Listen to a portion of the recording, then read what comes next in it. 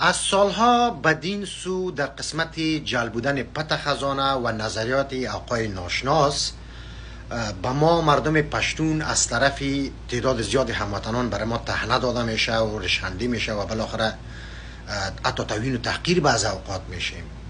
اینال این ویدیویی را که ما میمانم که موی از خمیر جدا میسازه و عقاید بر شما برملا میشه، لطفا این تا آخر ببینین، این کلای لانتین تا آخر ببینین، بعد از او همراه وجدانتان مشوره بکنین، بعد از او باز نظر بتین و اگر واقعا وجدانتان بیدار بود بس از مردم پشتون یک معذرت خواهی هم بکنین، چون سالها به خاطر از این موضوع ما را توهین و تحقیر ساختین. لطفا شما را به ویدیو دعوت میکنم. شما خودتان پت خزانه رو تا هنوز خواندین؟ چرا؟ همین کتاب پت خزانه رو شما خواندین تا هنوز؟ متاسفانه نه. ما چرا با این برسون موضوع دکترای ما فقط رحمان بابا، زندگی رحمان بابا، اینمی چیزا بود. همین موضوع از موضوع تزیس ما بسیار زیاد فاصله داشت. همین تزیس خدا و کتاب خدا که بسته کردم صاحب امروز حتی ما امروز قسم خوردم به دوستا که تولد و مرگ رحمان بابا به یاد معالی نیست. فقط برای ذکر رضایت پدر خیست و گفت که اولادای مردم دکتر میشه و ماستر میشه و اولاد ما میخواه که دیگه چیز شوه. از طرف اشخاص کسی زیر فشار چیزی قرار گرفتیم؟ به هیچ وجه چیزی نبوده. البته میسوی تفاهم که واقع شد و یک کمار مردم برافروخته ساخت. امی ما فکر میکنم که قصور زیادتر متوجه ما بوده که ما با امی یقین امی گپ باید نمیگفتم. با چی شکل باید میگفتیم؟ یعنی با یک شکل میگفتم که ما به می شک دارم. هغه کسان دي من پیغام لکه چې وایي چې افغانستان یک نامي جعلي است.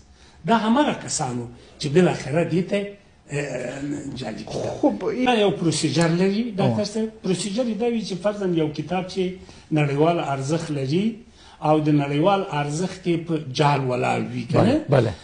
د ملګرو ملتونو کې موږ د یونیسف او یونسکو په نوم باندې دوه تعلیمي مؤسسې بالکل بله. کله زیبا هغه ته دغه وړاندې کوي وایي به چې په دغه اثر په باب باندې داسې یو شک موجود دی.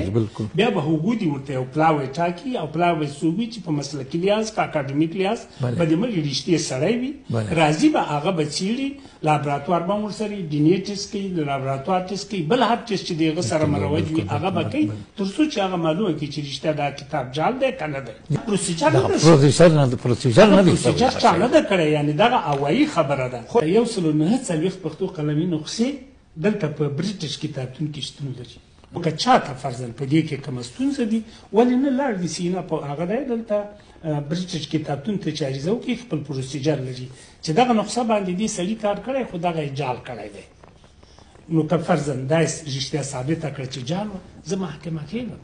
دې هغه دپاره هم درته داسې وایم، د پټې خزانې دپاره هم درته داسې وایم د هر څوک چې په دې کې شک لري لاړ دې سي دا کار دې وکړي. نظر شما در مورد امی کتابی که امروز در پیشوی شما قرار داره به نام پت خزانه بله. بعد از این همه بحثی که داشتیم چی است؟ خب نظر ما کاملا با سنگروال صاحب مرزنا موافق هستم، یعنی با می تفصیلی که اینا امروز می چیز گفتن ما با می تفصیل هیچ وقت نشنیده بودم، می چیز نخوانده بودم و نشنیده بودم. با کلی نظر دیگر که به مکتوب میبینم که همون چیزی که ما فکر میکردم با او هیچ تطابق نداره.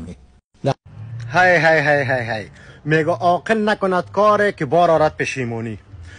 امی استاد ناشناسی که میگفتین امروز در یک مناظره که بالاتر از صدها جوان و نویسنده ها و شاعران وجود داشتن پذیرفت و خودش قبول کرد، معذرت خواهی کرد، گفت من مطالعه درست نداشتم که پت خزانه را جعلی خوانده بودم. دی پخپله نه ده پوه سوی. بله. دی پخپله نه ده پوه سوی په دې کلمې.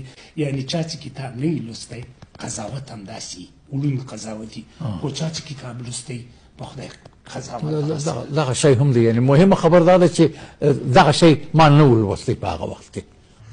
مستقیم از پیش امتحان گرفت، بسیار مناظره جالب بود و آبروش مستقیم او هم در آخرین روزای زندگیش در این سن کهولت آبروش خداوند برد میبینی نفر ازش پرسان میکنه و خودش میپذیره که